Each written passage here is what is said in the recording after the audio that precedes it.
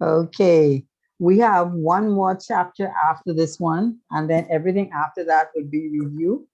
And one of the things that I want to um, start off today about prior to the end of term exam is to give you something about what I was looking for with the case studies.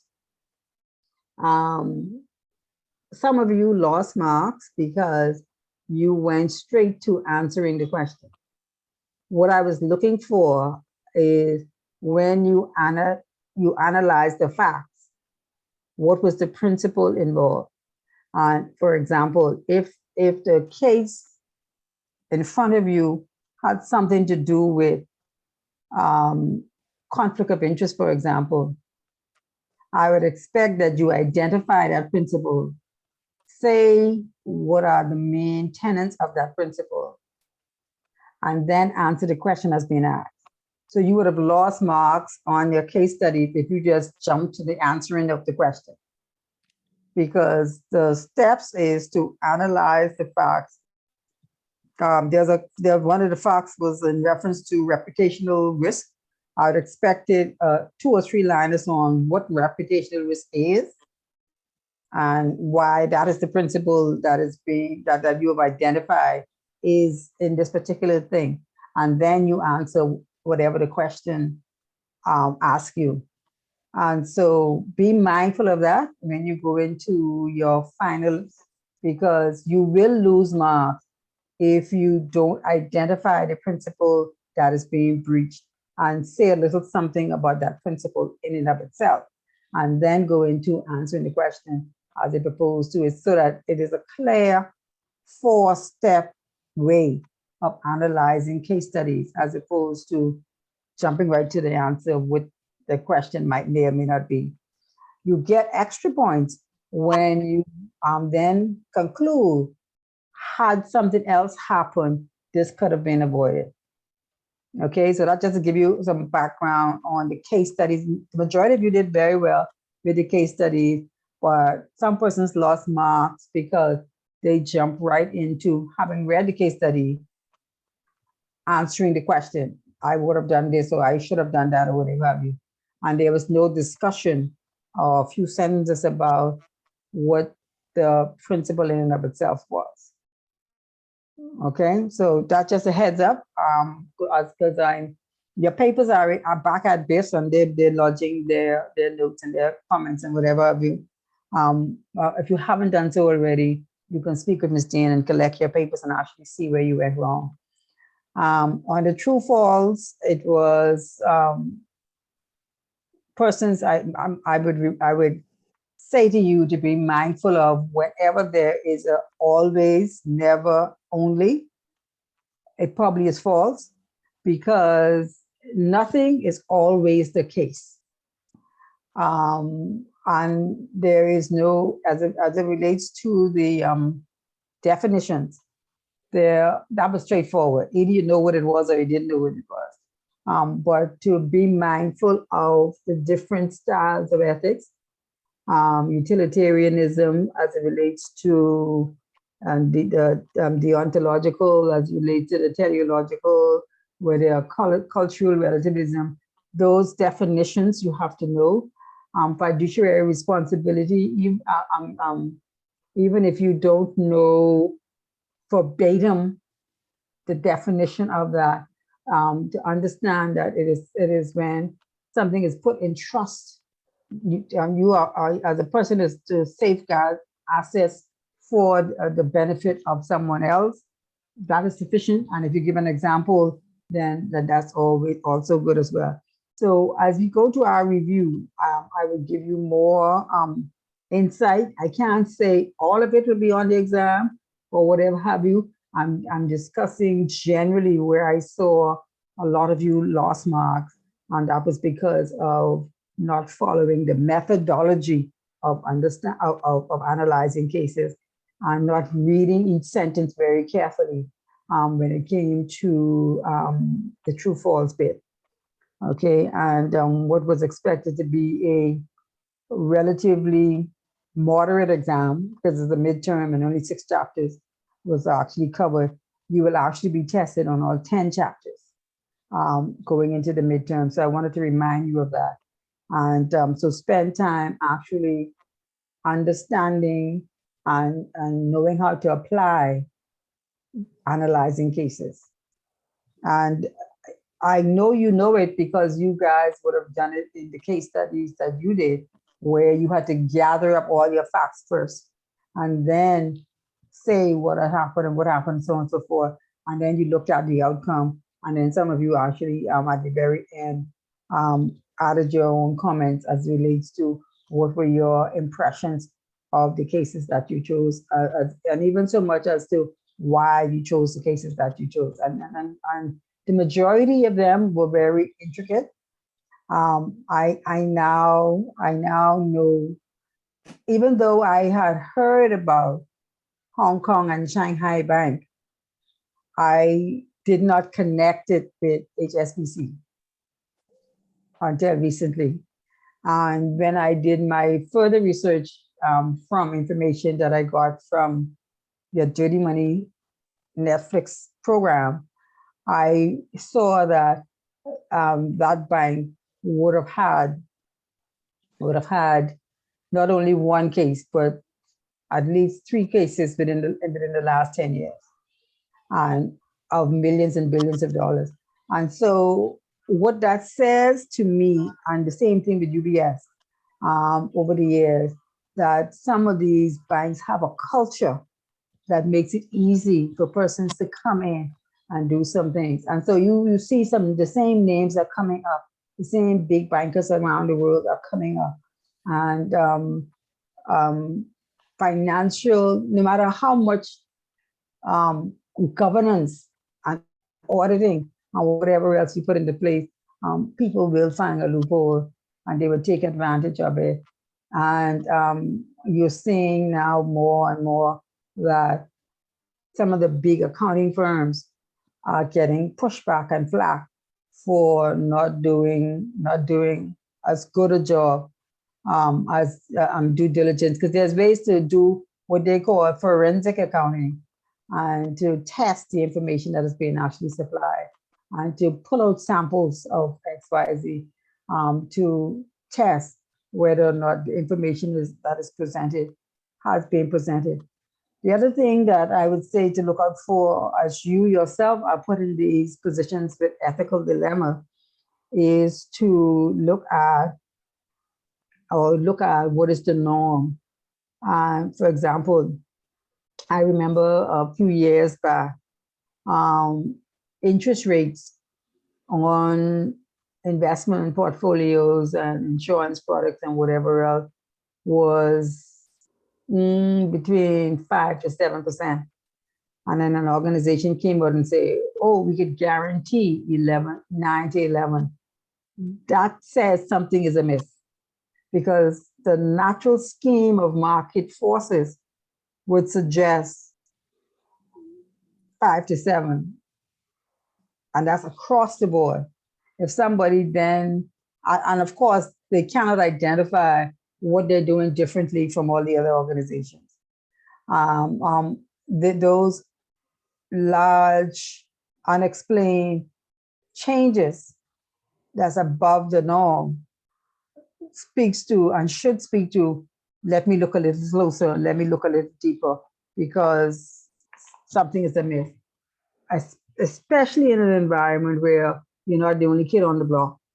I'm also looking, and I would suggest you look at and pay attention to not only the sanctions that are now being levied against Russia, but to look at any country index sanctions, because in some rating agencies, there are other countries that have been sanctioned and that you're not hearing much about, because there is no war, as it were, going on at the same time. But there are lots of financial sanctions. There's lots of political sanctions. There's lots of, relationships and international relationships that speak to why people will be setting up sanctions. and it's just now coming to the fore. But sanctions have been existing for a while. I mean, some South African nations, North Korea, South Korea, any one of them would have had some sanction or another. Cuba has been under sanction and embargo by the US for the longest while. So pay attention to what's happening around the world by way of sanctions and what our role might be in. I'm still keenly interested in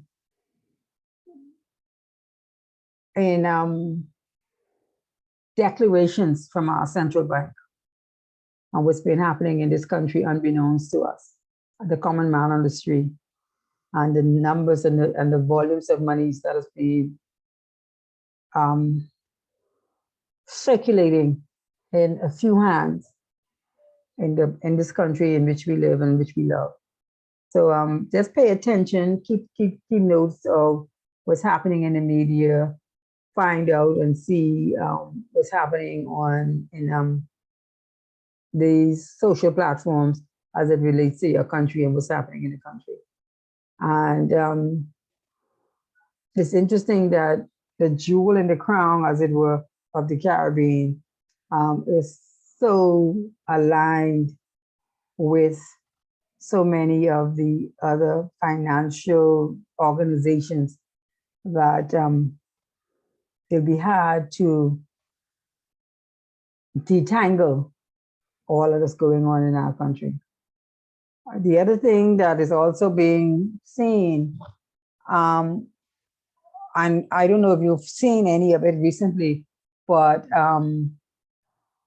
when they talk about the average salary in the Bahamas, and when I last heard, it was around $23,000 to $25,000.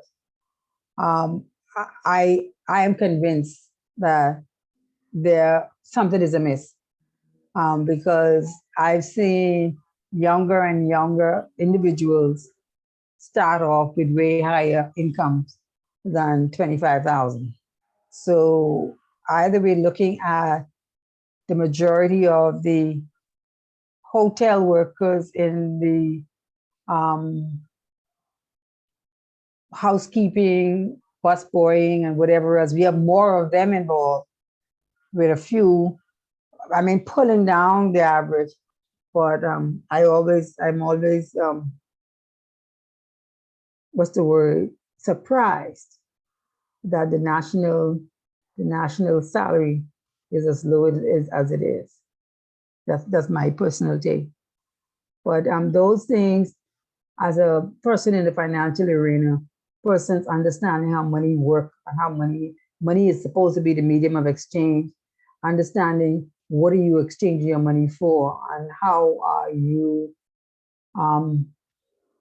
arriving at your personal cost of living and dealing with your personal cost of living and making decisions that would not put you in a position that might cause you to do something not only unethical, but illegal. You know, you have to be very, very, very careful. And not paying attention to what the Joneses are doing is a good thing because you yourself know what you need to do in order to be successful at whatever it is that you're doing. So any comments on anything that we would have studied in the past, anything that jumps out at you from the sections that we would have done and that you might want to bring to the table now with your colleagues, or other than politics, other than religion, things happening in the financial services industry that we need to know about?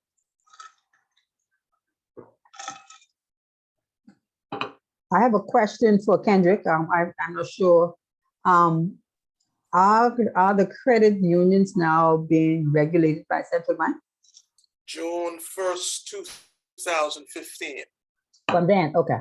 From then, we are all cooperatives were then licensees under the central bank in regards to reserves and all other aspects. And corporate governance? And corporate governance, because We, okay, well, from what I remember, the FATF recommendations, the banks were not the only ones who were deficient, but I think the cooperative movement as well. Because I think that they cited, which one is risk? But the risk assessment was never in place for the whole country. That was the last recommendation one. That was never in place like that for the country. But in regards to NPOs, I think they fell under the commission, securities commissions. I think they fell underneath them and the insurance commission, correct? Yeah, they did. Certain aspects that cooperatives did not have to, I'm trying to remember, they did not have to report. Exactly. I think it was the credit unions and some NPOs. That had to be changed. The only, because churches could be, sorry, I'm rambling right now. Yeah, NPOs and the cooperatives, I think there were aspects that they needed to report on as well. But in regards to under the regulator set, cooperative movement is under the central bank. Okay. And they closed NPOs too. Yeah. They closed a few of them were closed because our church was closed. Okay. They were required to close, merge into a bigger credit union, and that's what they had to do. They closed all accounts, but like the insurance purposes for they have a burial society insurance. So what they transferred those accounts into another credit union so that the members wouldn't lose what they had already put into it. Okay. Miss Fraser. Yes. You hit pause on the recording. Okay. Chapter 4, putting corporate governance into practice. The objectives of this chapter is to always be in a position, and it's key to understand the role of the board of directors and compare the roles of executive directors to non-executive directors. And you also should be able to explain the factors that will influence how the board is composed. We always want to be mindful that the roles and responsibilities of the chairman and the chief executive officer is very defined. And in the majority of cases, I won't say in all, because sometimes it just don't happen that way, but in the majority of cases, it is a sign of good corporate governance when the chairman of the board is not the CEO. Because then you need to have that audit check and balances in place. So we're going to have to really look at the responsibilities of the chairman and the CEO. We're going to also look at how the performance of directors can be assessed. And also too, I find directors are more apt to participate if they are on a paid board, as opposed to just being on a board. And some persons who start organizations, they say, oh, he's my friend, so I want to have him on my board because he seems to know what's happening or whatever have you.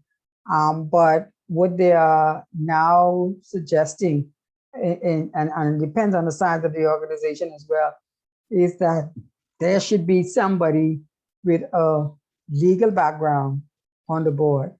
And there should be somebody with an accounting background on the board. And so the board is not having to go outside all the time to understand financial statements, for example, or to understand a lot of the regulatory reporting that has happened in the last 2 years or so. And what is a challenge in and of itself is being able to navigate these government portals that have just sprung up over the last 2 years, because some of the people inside the government agencies cannot give you the direction that you need in order to properly report the things that you have to report. And just when you was getting past Cicero, for example, you had all these beneficial owners and then you had all this other stuff. And and all the FATCA and so on, and the country to country reporting, all with a view to track money internationally and to understand the implication of any with terrorist activity, terrorist financing, or anti-money laundering. And I take particular interest with some of the gaming houses and what they're planning on doing or have been doing between New Providence and the other family islands, with banks pulling out of those islands, and what is happening. Will they get to the place where, I could not imagine any entity would have too much money that they don't know what to do with it. To me, in my simple mind, that is just not possible. But I'm hearing consistently that people are looking for ways to spend some of the money that they do have. And so it's with keen interest that I look at what is happening in some of the areas and what will be the impact of, I don't want to say, what is the impact of how we are as a country viewed internationally by some of the things that we allow to happen in this country? And would that mean more regulations coming down the pipeline and whatever have you? I was surprised to have gotten a letter in the mail from a financial institution. I was always told that the account was closed, and then they sent me a letter to say the balance on the account is X, and they took out some fees, and so I'm having to go into find out why. In my simple mind, having just under $500 to mean the account is closed, but I've never been able to withdraw any money from that account. So I think I know who that is, but listen. Now send me a letter to say your balance is now $425. Do you know what that means, right? I go in there to get my $425. That's a lot of money to me. So why you couldn't withdraw from it? I understand now that the minimum balance on the account should be $500. Oh, so you're not charging any monthly fees? I am being charged monthly fees. You shouldn't if your balance remain at $500 at the end of the month. So what they sent me was your $500, what was there 2 or 3 years ago, is now to $425. That's because they take out $25 a year for inactive fee. Well, they can't. Well, if they would let me take the money off their account, it wouldn't have been inactive. It wouldn't be inactive. Exactly, and they should have said something to you from the break. Anyhow, it only says to me that sometimes people get caught up in so much of the regulatory red tape that they forget customer service. At the end of the day, I'm supposed to still be trying to exceed customer expectations and helping my customer to understand how to navigate through some of the regulations that are coming down the pipeline. So that's the only reason why I mentioned that. I'm not upset about it in any which way.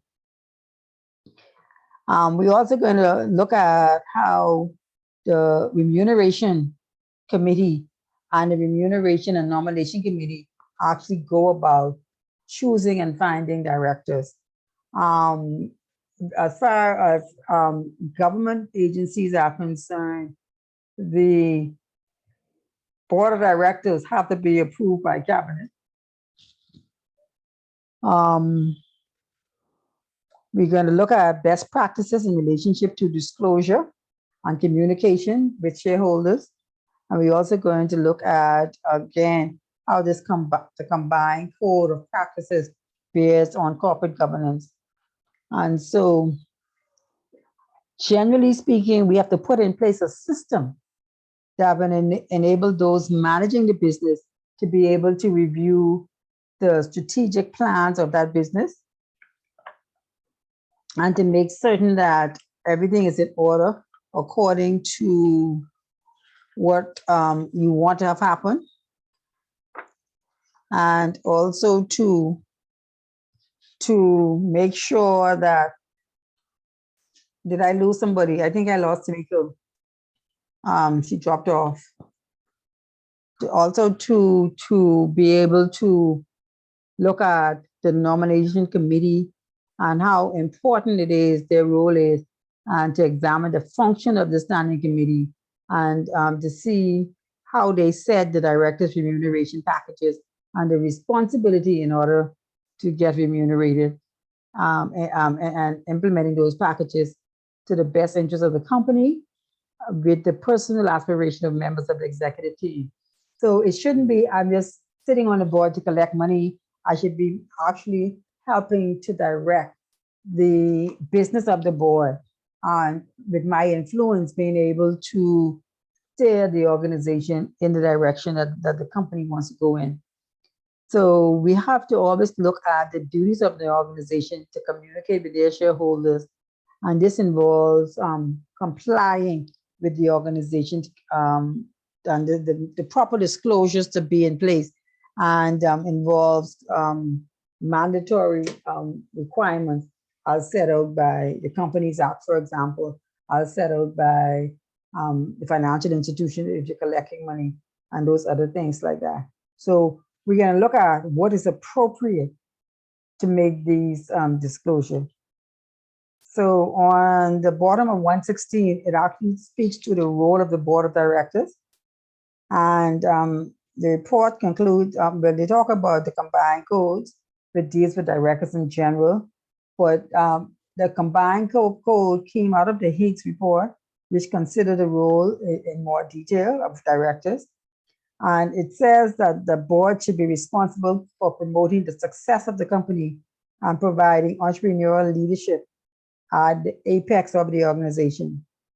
So it's the board's responsibility to direct and supervise the affairs of the company, implement and maintain a framework of prudent and effective controls that will enable risk to be assessed and managed. So the risk has to be assessed in advance and identified, and discussions and documentation have to be shown as to how those risks could be managed. And the board should set strategic aims within the context of the values and standards that's expected by the shareholders, ensuring that obligations to shareholders will be met. And the board ensures that the necessary resources are in place and managed performance is reviewed on an ongoing basis.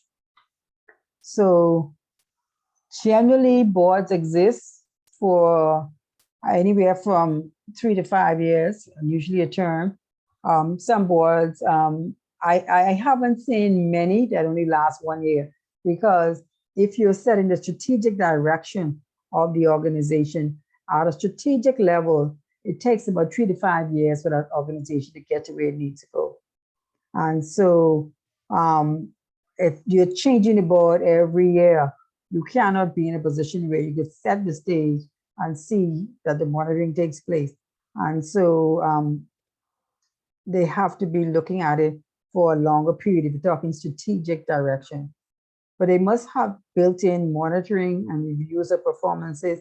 And also too, I've heard of boards where there were meetings held, but when the new regime came on board, all of the documentation as it relates to that board was not to be found.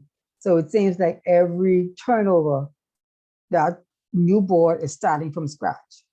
What I've seen to deal with that is a lot of persons are doing electronic recording and actually using digitized programs that someone coming in new could go back and archive and see some of the decisions that was made and why those decisions might have been made. So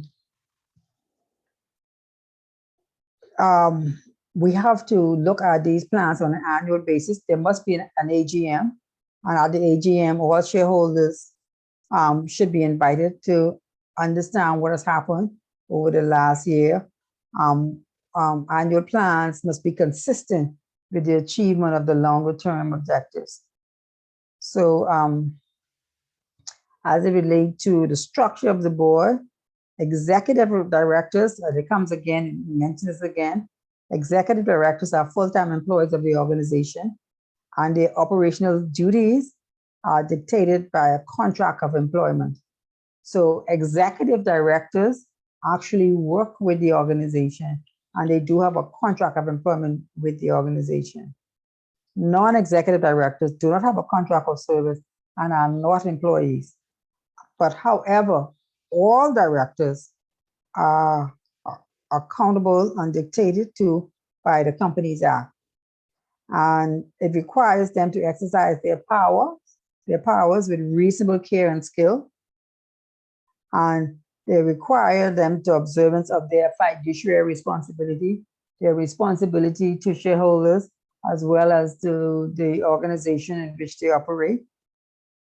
And there should be a balance of each type of directors. And non-executive directors should comprise at least 1/3 of the board, because you want that objectivity to be in place. And in practice, most companies and nearly all financial service providers have a majority of non-executive directors. The usual members who are on the usual executive directors are usually the CEO and the financial controller, the CFO. They would sit on the board usually automatically, because the financial direction of the organization is always a very important role that they want to have in place. And you have to be very, very sure where there's no legal requirement to have a financial director, but most companies do have an executive on the board who's a qualified accountant, because you want to be able to have somebody who, when the financial controller explains what is happening, somebody else is there to make sure that the proper understanding is being in place. And usually in those scandals that we saw, it is where the CFO and the CEO actually conspire together to defraud the organization, or to cook the books, as it were, or to make proper different representation where people are not sure as to what is happening. So you want to be in a position where you have somebody who understands and could actually decipher the information that is being presented on behalf of the board.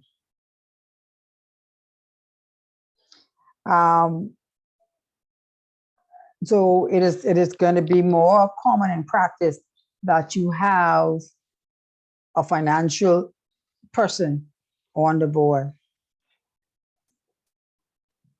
The chairman of the board is nearly always a non-executive director, because you want him to be in a position to objectively ask questions of the CEO. Okay. The board meetings of directors should meet at least on a monthly basis. But if more is happening, more is going on, the company's more active, the board might be doing round robins more than a monthly basis. And most large companies have a boardroom at the operational headquarters, so they can call people very quickly.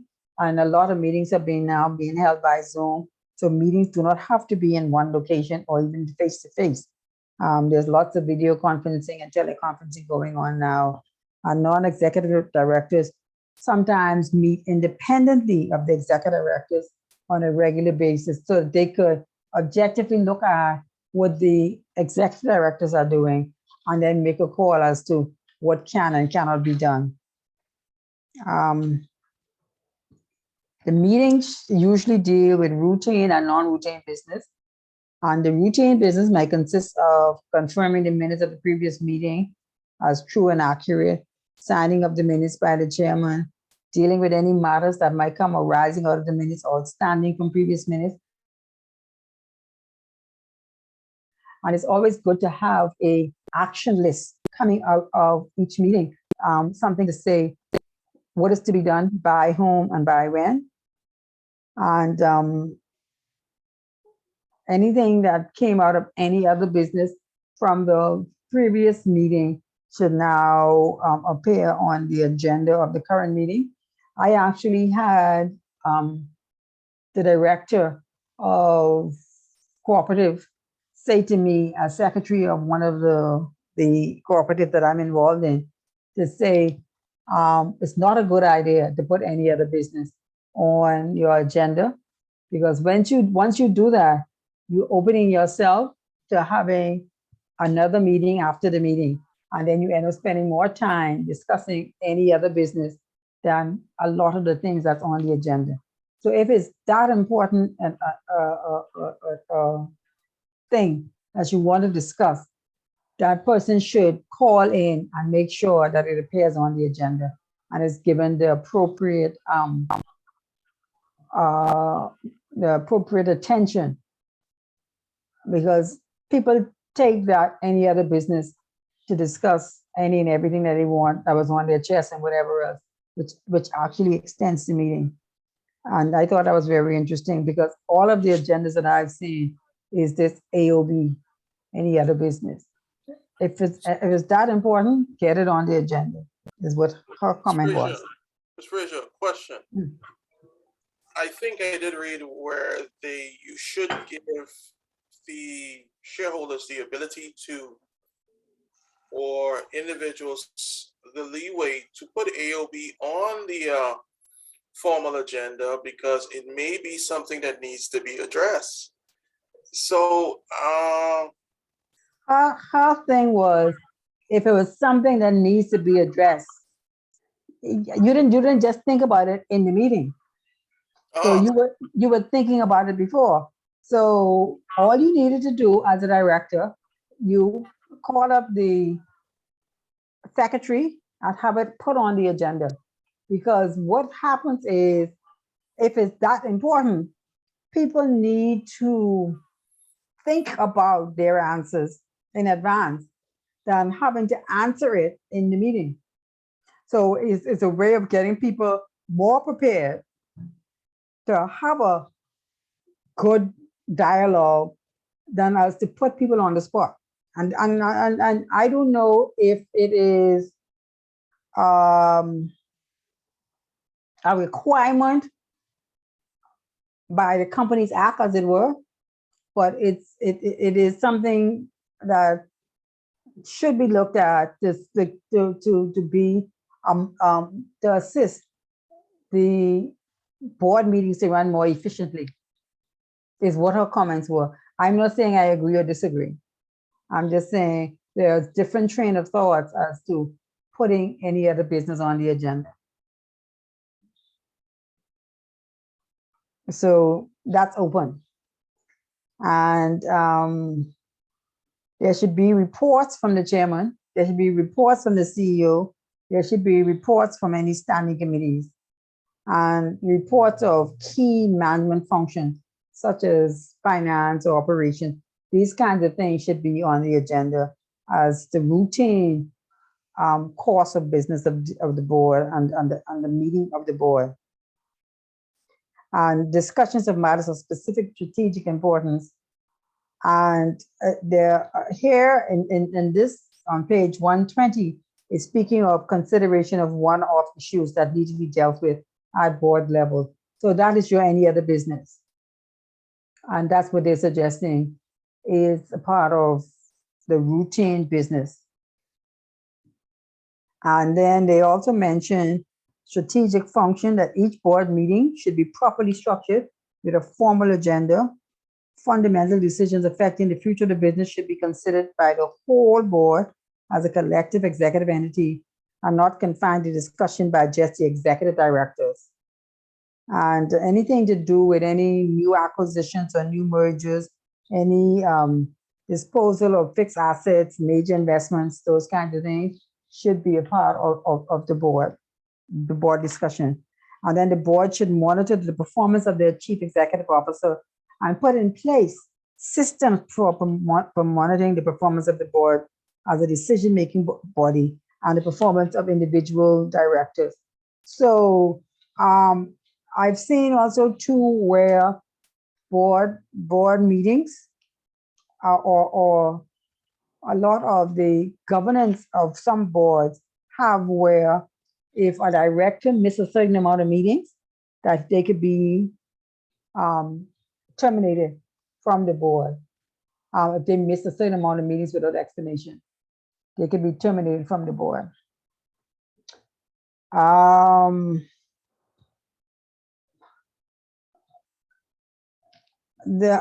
won't go over again on page 122, which talks about the executive directors and non-executive directors again, except that the non-executive directors can come from a wide range of professional occupation. And the report actually urges companies to take a broad view as possible of candidates, because the more people can participate at the level of the organization, the better, the more diversified. You don't want to have a board where everybody on the board are lawyers, or everybody on the board are accountants, because they're trained to think in a particular way, and you want to be able to get as wide as possible distribution of professionalism that will give you different perspective on different things. And so the roles of the non-executive directors is on page 123, which talks about the strategy. They have to formulate strategy. They have to do critically oversee the role that they should have, an objective view and free from any biases. And they should have imprudent decisions and even improper behavior. They should actually be able to consider all these things. Did somebody behave inappropriately? They should look at the people and how they are being managed in that board. And non-executive directors can add value by acting as a catalyst for discussion and decision-making and resolving any conflicts that might arise between management and executives, or executives and the directors. Because they are independent and sometimes, most of the time, removed from the day-to-day management of the organization, you expect them to be more objective. And depending on the business, you might need specialized knowledge and experience that will be harnessed during the course of the board's work. For example, if you were talking about an energy board, it'd be nice to have environmentalists or what's the other, engineers, that kind of thing on the board. And so what's important for you to know is on page 124, when they talk about the advantages and the disadvantages of non-executive directors. And the advantages would include external experience and knowledge and skill. They are less likely to be insulated or affected by the culture of the organization. They provide assurances to, or reassurances to stakeholders that decision will not be confined to a small group of directors, and the individual directors may act as confidant either to their board colleagues or to further management chain. You could reach out to the board. The person who is the internal auditor, for example, would normally speak directly to the board and not the CEO. And they can act as a catalyst to move discussions forward. And they could be used sometimes too, depending on their expertise and training and involvement in the community, to lobby on behalf of the board as well, because they might have some influences on the government or the politicians of the day. So those are some of the advantages of a non-executive director. The disadvantages is that they may not always be independent, as some directors have connected businesses and commercial relationships that could cause a conflict of interest. And the lack of independence may arise if directors form friendships or align their views to specific executive directors. And sometimes, because they're too lazy to look at the task themselves, they might just go along with whatever is said, and not really participate at the level where they make valuable contribution. And so there may be a lack of good quality directors who are willing to serve. And especially if it's a non-paying board, you're going to find that sometimes you can't find sufficient people to participate at that particular level. And so you don't get the quality of board member, of directors as you would want. So you have to be very careful. And then in some environments, they may lack influence and therefore have limited powers to intervene on behalf of the board.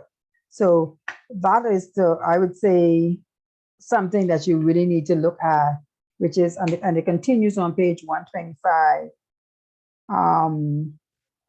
Keeping in mind that the mere fact that we put them as directors of the board, we want to be sure that they have the legal, moral, and ethical issues free from internal politics, and any vested interest will not be seen. And they have the expertise to make a contribution to the board. That has always been a challenge with some of the boards that we see where you can't even understand. I had a friend who was put on the film and something to do with the culture and film and the film board, where they look at pictures coming into the country and whether or not they are appropriate to get the appropriate ratings in the Bahamas, as opposed to anything else. And she said she was completely out of her element because she don't like watch TV to begin with. She never go to the movies or whatever. I mean, she couldn't even understand why she was on that board. And so you have to be very careful. And public companies and the boards of public companies sometimes have a different way of being put together than private companies. And sometimes it's good for the directors of private companies to, they might also be shareholders, but they don't have to be. They don't have to be shareholders. And when you start to put people there who have a vested interest in how the organization should work, it sometimes could influence negatively the decisions that are being made, because the people are making decisions based on a return on their investment as opposed to anything else.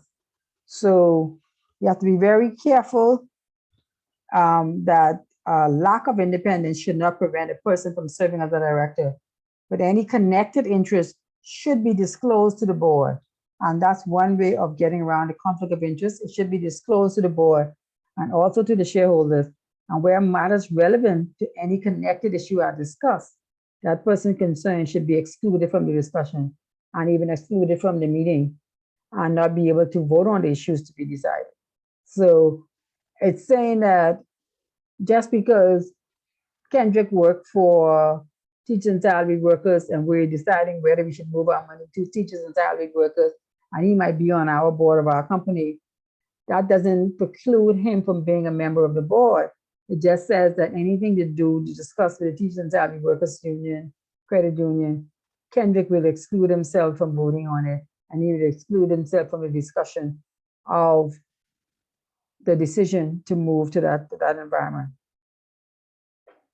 But at all times, you would expect that your directors will have a high standard and demonstrate integrity and sobriety. They should support leadership. They monitor the conduct of their leaders. They should question, debate, and challenge, but also listen. They can earn trust and respect from their performance on the board, And then they should be consciously promote high standards of corporate governance. So I'm going to now do something that we haven't done for a while. I have enough.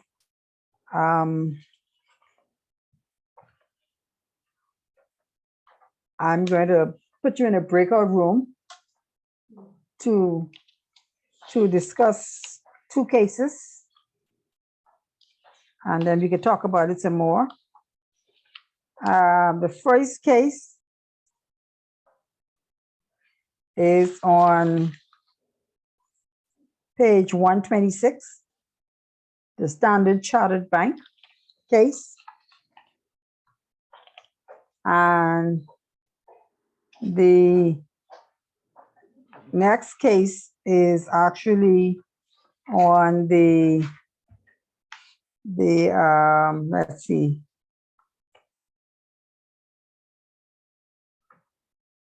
page 118, alternative board structures. And so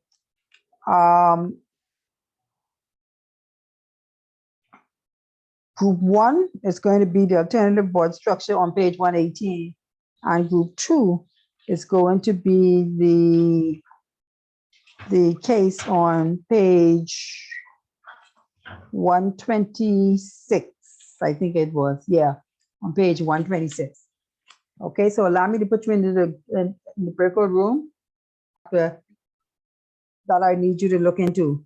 On page 127, the role of key officers. So first we were talking about directors, and they in turn set the tone and strategic plans for the organization.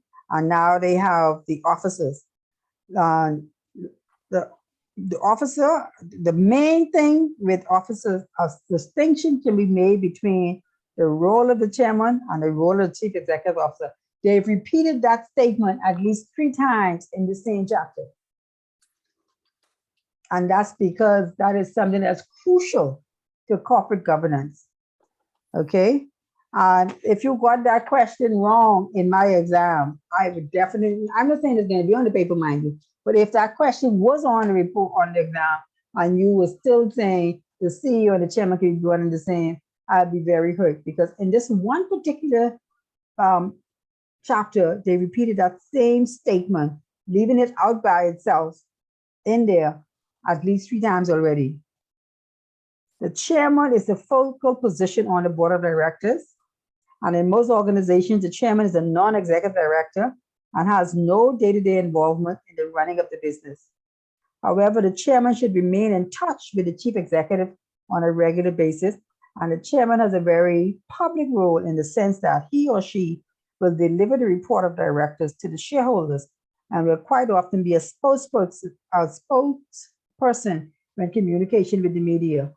So he have to be a person of high integrity, of character, and also in most cases, that person should be very charismatic, because he's making conversation and decisions with the public. And so the public persona is what's called into question. Okay? Now, the chief executive officer is the head of the operation and leads the management team. This requires daily involvement in the organization, whereas the chairman will chair the board meetings and may be a member of one or more standing committees. The chief executive officer will have an executive or management committee that will meet on a weekly basis, because he is running the day-to-day management of the organization.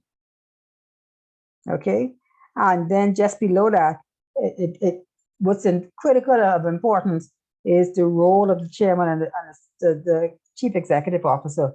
So you need to have that clear and defined and differentiated. Do I need to get any more than that? And then, sorry? No, ma'am, we good. Good, good. Okay, so just so I'm clear, the role of the chairman and chief executive, we need to know both of those, right? Mm-hmm. These are responsibilities. Yes. That whole box, right? Just asking for a friend. That whole box. But watch this. That whole box, the sentences in there, for example, the figure of the company represented before the shareholders and the media. I didn't expect you to know every word in every line. I expect for you to know that he's the representative for the shareholders in the media, the chairman. I expect you to know that he runs the board meeting. You see what I'm saying? So Yes. you don't have to regurgitate sentence for sentence, but you have to know that when it comes to the board meeting, the chairman controls the meeting. Okay, duly noted, Ma. Okay, and then he could liaise with the chief executive and decide on the agenda and whatever have you. But at the end of the day, he is in control, the chairman of the meeting. And so you have to know the difference between their roles as it is laid out in that box. Yes, sir. And the segregation of those roles is essential. And why it's essential is what's on page 128, which is that second box just above the quick question. It has the segregation of these roles is essential because there's too much for one person to do. The roles are quite distinct and there are inherent conflicts between them. The chief executive is accountable to the board, but the chairman leads the board. So there can be no accountability if the same person does both jobs. Okay. And so you need the chairman to check that the CEO is doing what he's supposed to do and to avoid creating any dynasty. Most organizations, they try to avoid this by the authority is not concentrated in one particular area.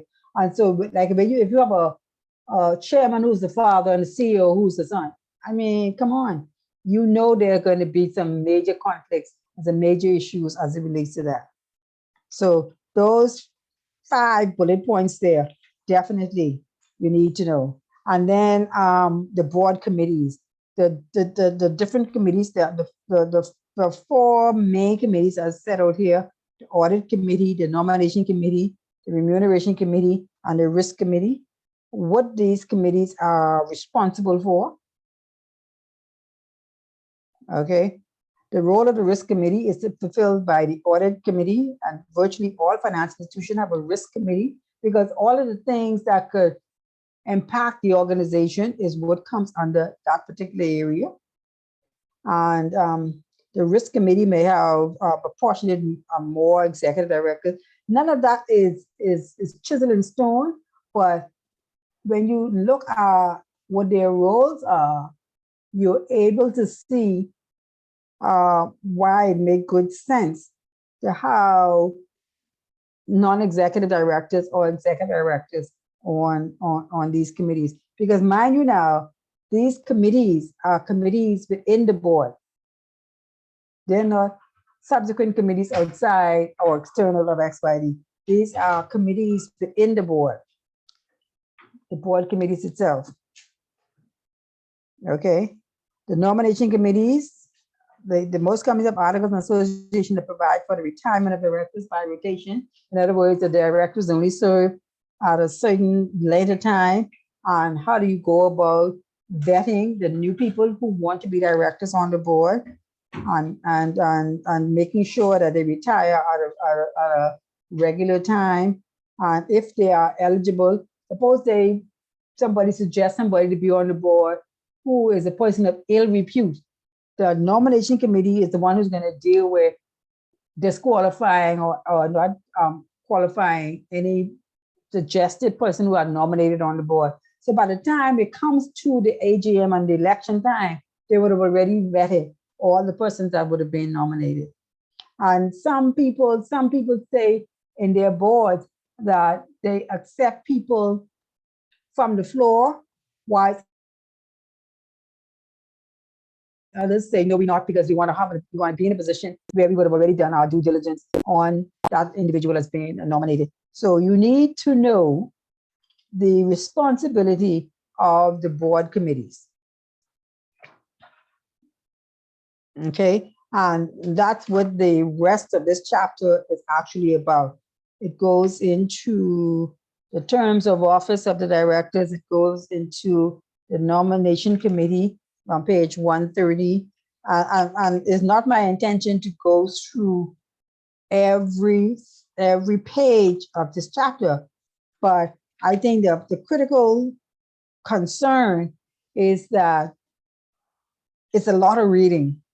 But once you isolate the main characters and understand all the organizations are looking at and wanting to look at what are those critical things that would be that mean success for the organization.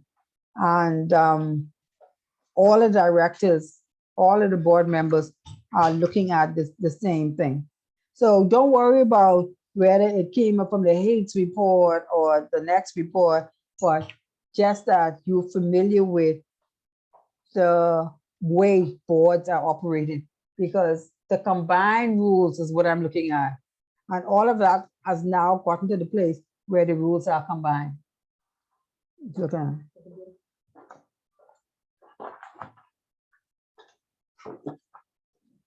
it. Sorry about that.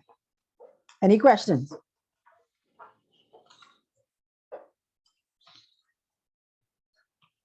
When you get to the latter pages of this chapter, which speaks to performance of individual directors, which is on page 134, and the removal of the directors, it is the way in which it's done. So I don't expect that if you look at the removal, for example, the members can be removed, can remove a director from office. And this can be done by ordinary resolution, which requires just a majority vote, or the board may do so by expressing no confidence in one or more of the directors, or through mental incapacity, or through, I might not ask that, the question might not be asked that you list the removal of the board. The question might be a true-false question, which say you could remove the board willy-nilly when you think. You should know whether you need to remove them by mental incapacity or through insolvency or through any disqualification under the Companies Directors Act. So they will cease to be a director if they resign. They just might decide to resign. You know, you have to know that there is a process for removal of directors. There's a process on a way of how remuneration for directors, because this book is taking the position that all directors are remunerated for being on the board, and why directors being paid might be a good idea. And on page 135, they talk about it might be remuneration is necessary in order to attract directors of sufficient quality, provide incentives for performance, and retain directors to ensure continuity in direction. So if you really step back and look at, okay, I'm forming a company. How would I get and how can I get people to participate? Why it make good sense to pay them? The team that I'm talking to now is sufficiently exposed that they can guess at the answers why it might be a good thing. Because you need people on your board who's committed to the progress of the board. And when you start paying them for their services, their commitment is increased. And you can attract good quality individuals because they are accustomed to being paid for being on the board. When you have people who are just placed on board, some may not show up because something else come up and they're more busy. Some may not show up and continue to not show up because there's no disciplinary action in place of how they could be removed. And if they're not getting paid, then you removing them is no skin off their back because, hey, they're not getting paid. They can find something else to do at that particular time. So it actually tells you remuneration of board members is a advantage, and the Remuneration Committee, whose responsibility, who is responsible, who's charged with setting what the remuneration would be, the pay structure, the levels of pay, the performance-related components of that pay, and how we could incentivize them to continue. So all of that is, I hate to say in some cases it's common sense, because common sense is not common practice. But if you thought about it, just like you, if you were to be asked to be on a board, you would be considering how much time is involved. Do I have the expertise to make a valuable contribution? Am I going to be getting paid for my contribution, and the likes of that? So if I look at the company, you're looking at three structure of the company: the board, you're looking at the officers of the organization, the CEO, the CEO, the CFO, the secretary, those people. And then you're looking at the shareholders. The shareholders are owners of the organization. They actually have skin in the game as owners. Not all shareholders sit on the board, and not all board members are shareholders. The roles are very separate and distinct between those two entities. The shareholders are the ones who are owners, and they put up the capital to start the organization. And as a result of that, them being owners and they actually put up the capital for the risk, they have significant rights as it relates to the company. And those rights you will see on page 139.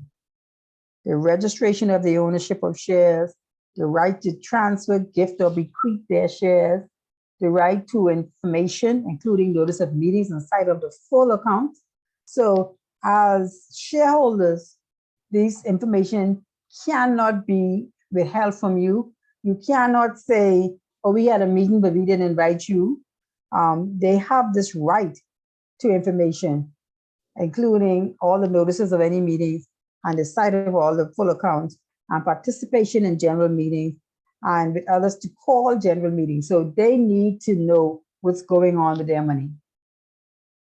But they are not the ones whose job function it is to deal with the day-to-day management of the organization.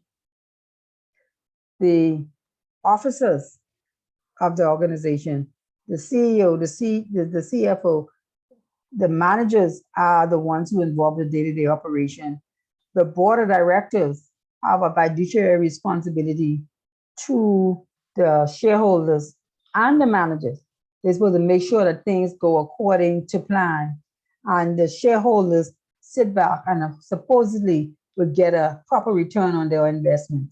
So they don't have to be on the board, but they should be at all the meetings, and they should be able to ask any questions as it relates to information on on how the company is being run, and they could actually leave their shares to somebody else or gift their shares to somebody else. And so organizations now and the beneficial owners is critical who owns these companies. And a lot of people used to hide behind the fact that they own companies. And you would have somebody who would have a company, for example, set up another company to service the first company and don't want nobody to know that they're involved in. So the Beneficial Owners Act now makes it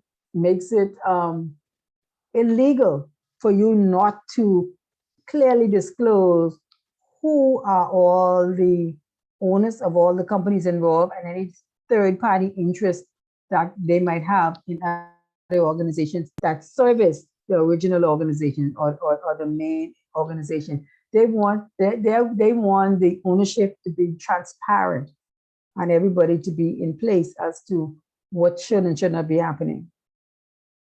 So once you get clear in your mind that there are board of directors, whose role is to set the strategic goals of the organization. They were put in place by a nomination committee, and sometimes with the influence of the shareholders, because the shareholders are the ones who put up the money to form the company in the first place. They are the owners of the company, and the board of directors have a responsibility that goes up to the shareholders, as well as down to the management team and the executive. And their responsibility is that they would, for the shareholders, they'll give them a good return on their investment, and they make sure that all the things are in place. They make sure that everything is in place to run the organization appropriately. Okay, and then the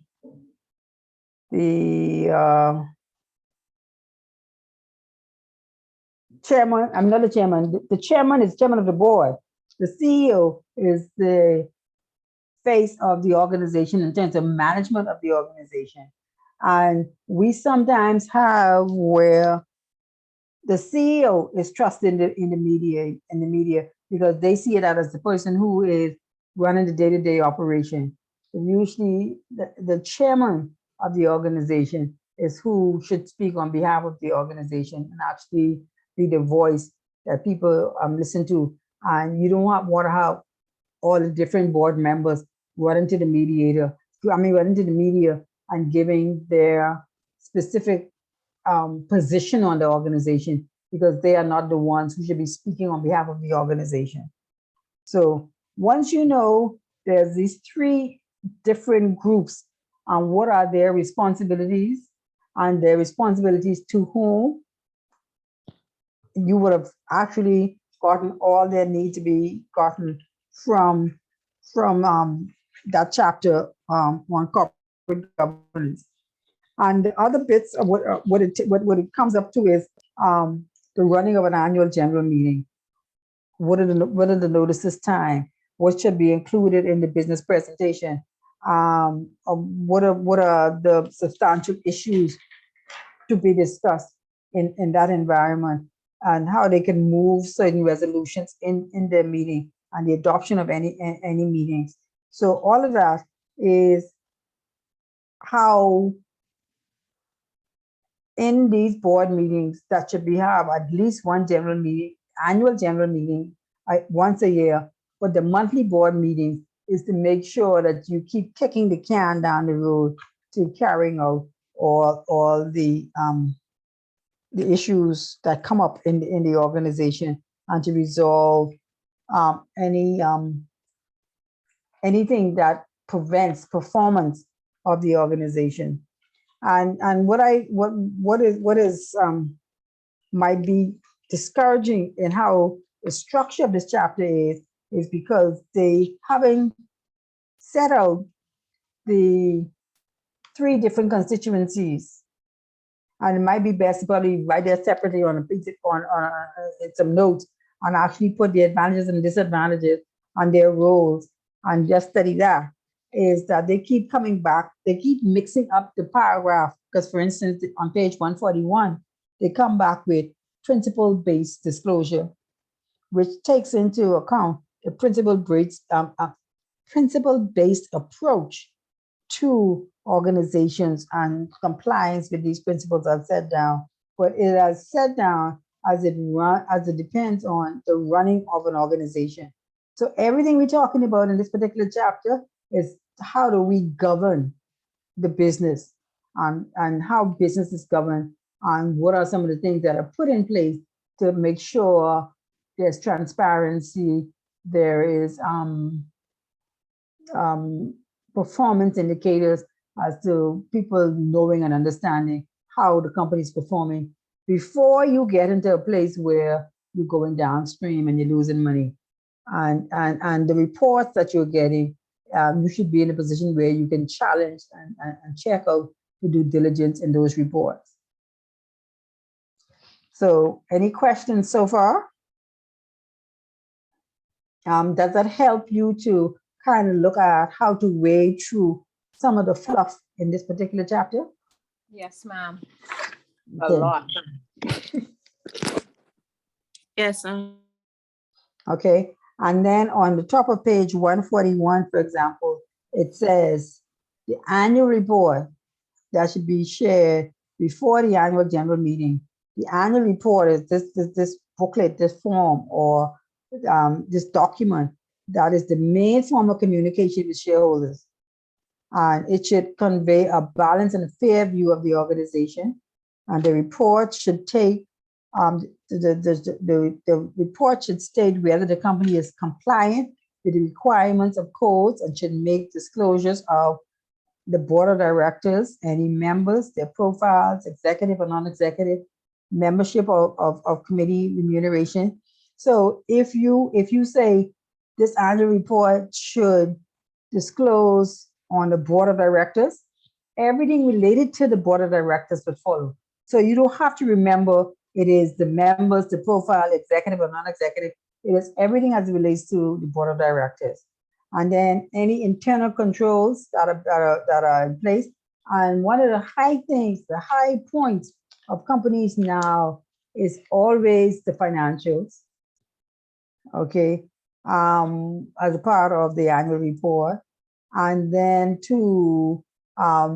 there should be, and with on the annual report or in the annual report is usually an auditor's report on, an auditor starts saying that they have reviewed the financials and they are signing off on them. So they have audited the information that they've gotten and everything seems to be in order with a proper accounting standards.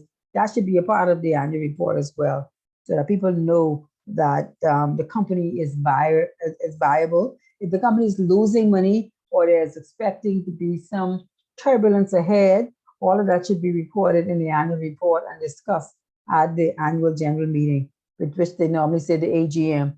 And there's a certain time frame that notice of the AGM should go out in advance of the AGM itself. Okay, relationships with any stakeholders, any new relationship, any change in stakeholders, all of that should be discussed.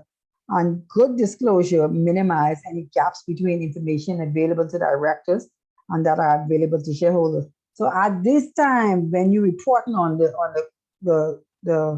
when you're doing the annual report, all of the information that should be there for the different constituencies of the organization. So the shareholders should have enough information that makes them comfortable that they made a proper investment and they're going to get a return on their investment. The board of directors should be able to see that all the things that they were planning to put in place and they've reached the milestones that they thought they should have at a certain time frame, that should be in place.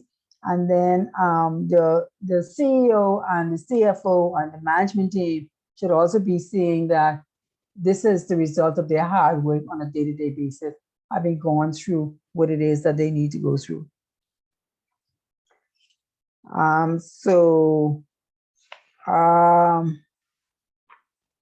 The other 2 points, the last 2 points that I want to go through is those disclosures. And the first one is the principle-based disclosure requires organizations to comply with the principles set down in the code or explain clearly to members in the annual report the reasons for not doing so. If for some reason they cannot achieve XYZ, that should be dealt with. The following reporting requirements are generally accepted as best practices. Directors should explain their responsibility for preparing the financial accounts and reports, that the business is a going concern. Information on the board should include its composition and changes, any changes in the independence of non-executive directors, or any frequency and tendency of meeting responsibilities and performance. And the secretary should be keeping a record of who's attending these meetings. And so that if there is any disciplinary action that needs to be taken against a particular director, then the record would reflect that he only had attended 5 meetings out of 24 for the year, or 12 as opposed to XYZ, so that you keep a record for the term of the office that they're running. And any relationship with auditors, if there's been any change in any auditor, And sometimes too, what I understand companies discuss is that they should change auditors from time to time, because if you get too relaxed with overseeing a company's books, you get lax at your due diligence sometimes, because you did it last year and the year before, the year before, the year before. It's more like a rubber stamp as opposed to really checking the balances in the accounts to check that the contracts are set up and the people are being paid according to the contracts that are placed, to check to see if there's been any new vendors that have been added since the last time. You know, sometimes you don't take because of familiarity, you do not take a strong approach to looking at and auditing the situation. And that's why some of the scandals that we've seen and heard about in the past was, you notice that this has been the auditors for years, and the auditors became friends with the CEO and the chairman and all this kind of thing. And so they just took for granted that the people were of high integrity, and they did not do a deeper dive as they could have done if it was a new engagement. And so there's value sometimes in changing your auditors from time to time. And you would find that the big accounting firms usually follow the same principles. And one of the things that I've seen over the years is more accounting firms are getting involved with businesses from a training level, from a training perspective, from a management perspective, as opposed to just staying at the level of auditors and auditing their financials. And I'm seeing a lot of people, a lot of times where persons who used to be auditors for an organization, they now end up being CEO for the organization or changing. So a lot of the managers and some of the banking houses and some of the businesses has come from your KPMG and your PricewaterhouseCoopers and things like that, because they got to know a lot more about the organization, having audited their financials, and over a matter of time, they end up actually working in the organization and working for other organizations because of their experience and exposure. So all of that is taken into account in terms of the principle base, and note that anything that could even be considered a conflict of interest should be disclosed.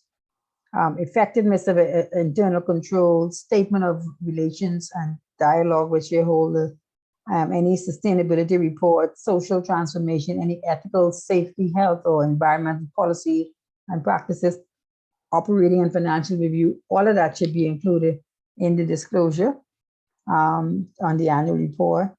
And they should be looking at the different approaches, from a financial approach, from a customer service approach, from an internal business approach, and also from innovation and learning. Some companies are higher on research and development than others, and it depends a lot on if their products change or their products are such that you need individuals to continue, like the pharmaceutical industry, for example, higher on research and development because new diseases are coming out, new prescriptions and new things to combat these diseases are coming out, and those need to be in place. And lastly, from my perspective, disclosures on internal controls, how important the internal controls in the public company and codified best practices in this respect, and the fact that all the regulations are complied with and all the reports are being sent to the government portals on a timely basis, so that everybody knows what's happening with this organization, and everybody in the organization know the direction that the company is going.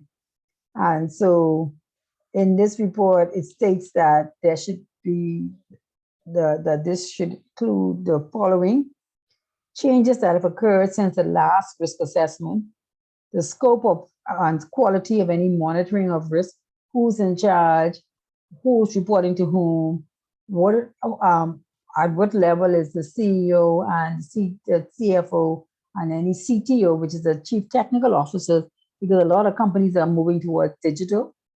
and where is that information being stored? That information, any of that changes are being sent to the board, and the board is understanding what is being done and able to explain to the shareholders what's being done. Any scope and frequency of the reports of the board to be expected. A board member should be giving written report or all report that the secretary is keeping track of. Any significant controls, failings, and weaknesses relating to these should also be disclosed. Any external reporting processes and their effectiveness. Did we try a new situation? Did we open up a new division? How that division is doing? How it's impacting the organization? Those kinds of things must be included. And any acknowledgement of board responsibilities for the systems of internal controls and reviews of their effectiveness, again, included. Any explanation that a system of risk management is intended to manage risk rather than eliminate it entirely, and what risk can be eliminated, which the risk needs to be managed, which risk needs to be transferred. All of that should be documented so that you know that the company is going to be viable and being able to be extended over a long period of time. And it also talks about a disclosure of board processes to deal with material internal controls, aspect of significant problems disclosed in the published accounts, and specific information about weaknesses in internal controls. Anything that could impact the organization in a negative way should be dealt with, and actually some arrangement where the effects of that deficiency should be dealt with and reported to all members so that they understand what are the risks that are being run and what the organization is thinking about doing in order to mitigate those risks. And so that information should be readily available to your board, your management team, and your shareholders. So there's 3 different constituencies, other than employees, of course, and then the general public. Some of you actually answered a question related to stakeholders, as if the only stakeholders of an organization were the shareholders and the board of directors. When we talked about the stakeholders, we talk about anybody who could have influence or be impacted by this organization. And so that would include your employees, that would include the general public at large, that would include your customers.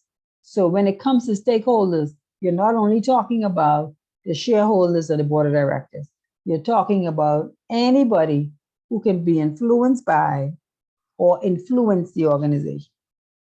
So keep that in your mind when they talk about stakeholders. You're looking at a wider perspective as opposed to a very narrow perspective of shareholders. So from my perspective, we would have covered appropriately this chapter on corporate governance, putting corporate governance in practice. What it all boils down to is transparency. Transparency of reporting, clarity in terms of roles and responsibilities, and information that should be disclosed at any given point. Those are the main areas that actually put this corporate governance in place. Because it do make sense having the rules there, and practically in the organization, you're doing something completely opposite to what the rules say. So do we have any questions on anything that we discussed tonight?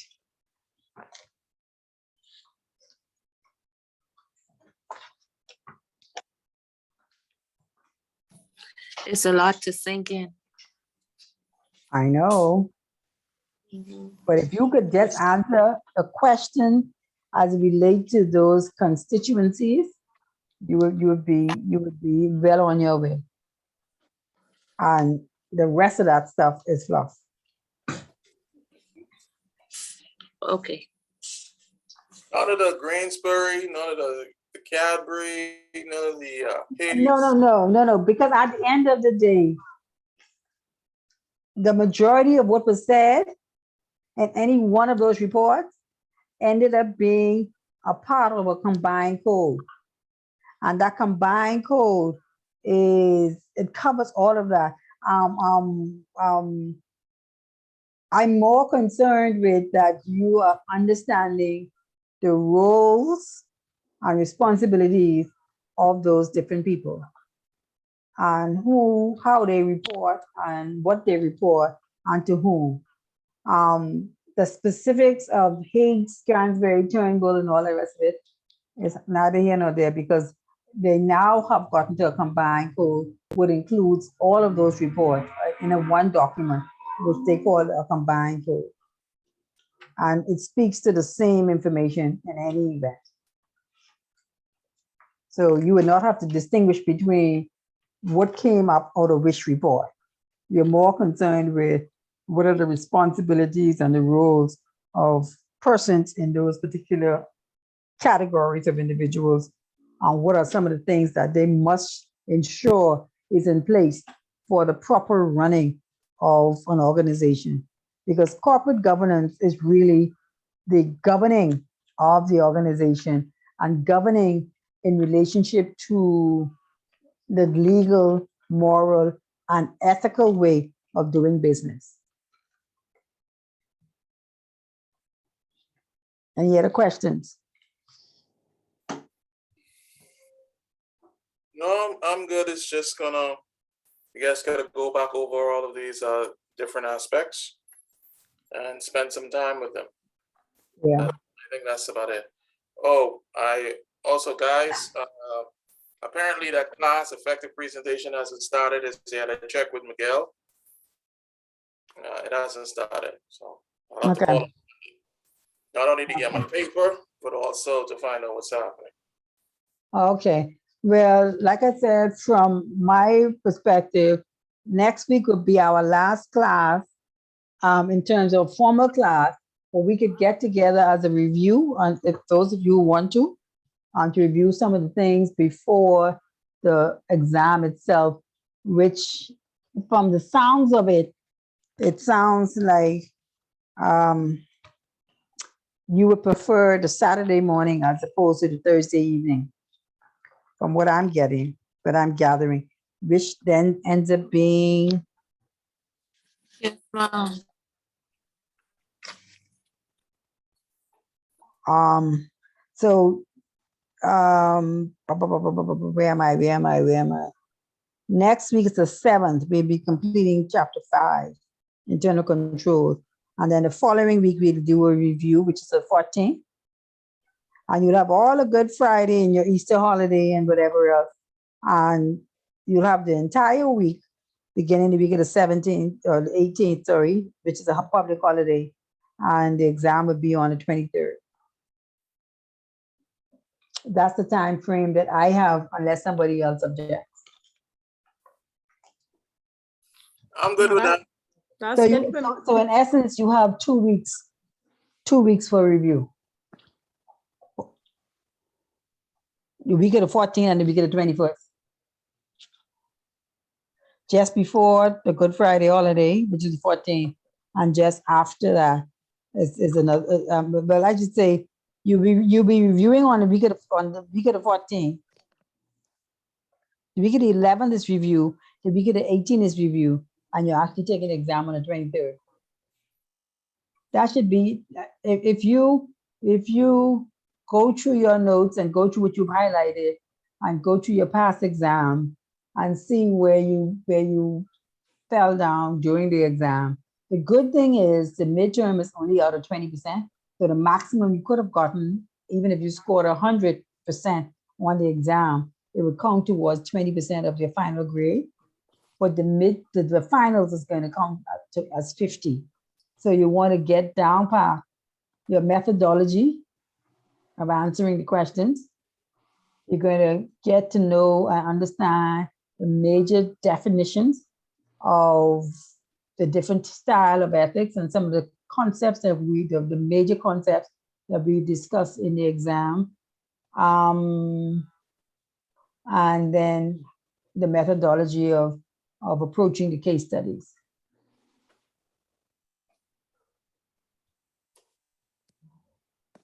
And when I look at the composition of the paper, the case studies is 50% of the grade of the paper itself.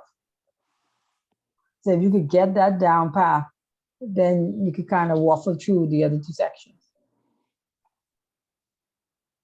How many case studies I have to get down back? 5.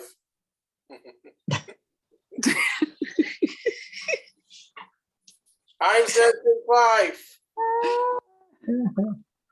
Okay. That sounds like a good number to me. All right. And 50 But- multiple choice.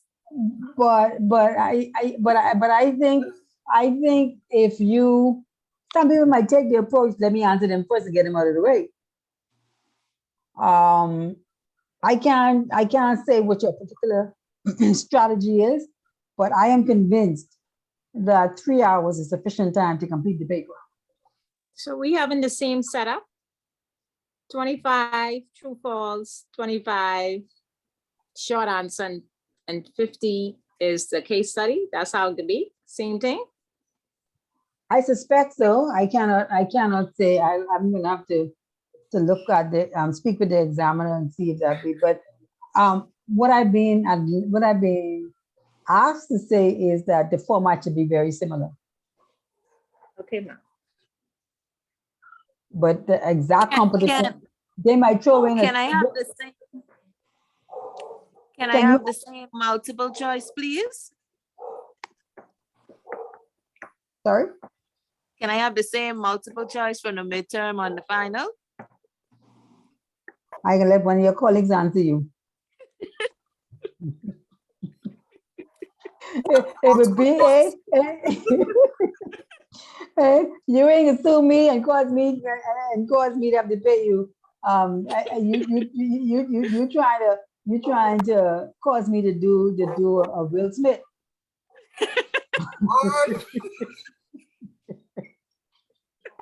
Or either that, or you think I'm Chris Rock. I don't know. It depends on your point of view. I gotta watch you up trying to set me up. No chance. No, You no. won't be a will because he was who was correct. Well, according to him, he already acted in the movie Bad Boys, so he just acted out with Using all kind of roles. yeah, all them kind of roles where he do them kind of things. So that he was just acting it out. Bad boys, Fine. what y'all gonna do? Mhm. I say, Fine. yeah, Like say no. you do, Yeah. people will get money. You deal with them the white way. You get loyal. You don't gotta do no talking. You sound like in the insurance industry. We used to let me turn this off.